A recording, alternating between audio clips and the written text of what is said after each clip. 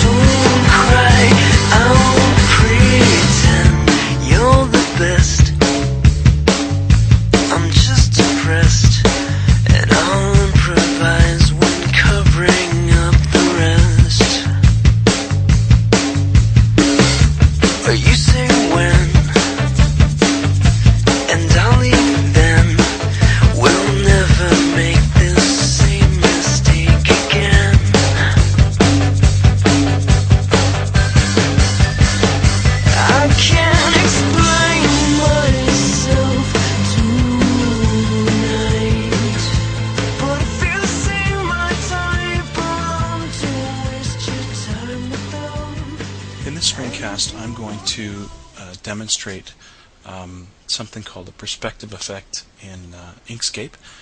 I'm not sure exactly which versions have the effect. I know the latest ones do. I'm not sure when it was introduced, but I also know there are some people who have problems using it, can't get it to work properly, mostly I think on Linux machines, but I'm running a Linux machine. I've been able to get it to work. So hopefully if you do have it working, you can have some fun with it.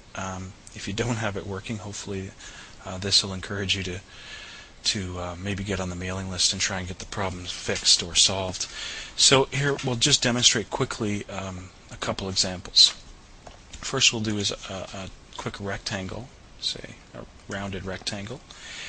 And what we have to do is define two shapes. One is obviously the one we want to transform. And then the second shape is the perspective shape. And the perspective shape, I usually use the Bezier tool. You have to define 4 segments, a rectangle kind of.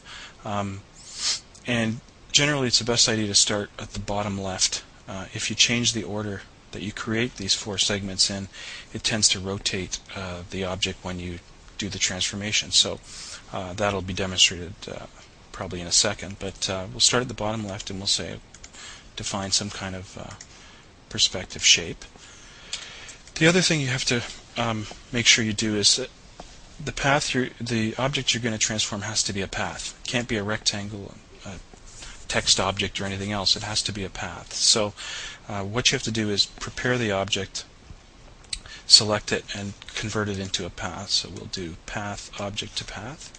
And by looking at the bottom, here, this bar, when you select the object, you can double check that it is a path. It'll say path and the number of nodes. So what we do is, first of all, and this is important, select the perspective shape first, hold shift, and then select, secondly, the shape you want to transform, and then simply choose Effects, Modify Path, Perspective, and it will be transformed into a perspective shape. Keep in mind you lose the original object, so if you want to modify that original object, make sure you duplicate it before you do the transformation. So there we have a simple perspective effect. Try something a little bit different here. If it doesn't have to be a simple rectangle, you can, as you saw from the intro, can be any shape. So if we wanted to define, say, a simple arrow shape like this, maybe even another one, or a circle here. Sorry, not a circle here, like that. We could transform both of these shapes in a in a perspective transformation. But remember, these have to be a single path. So what you can do is make sure this one right now is an ellipse. We'll choose path, object to path. This one's already a path because I created it with the Bezier tool. And now we'll define our perspective shape.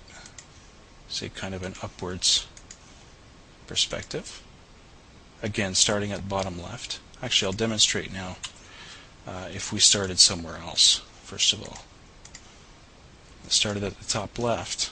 I think I put a curve in there. Hang on. If we start at the top left instead of the bottom left, it will not do the transformation correctly.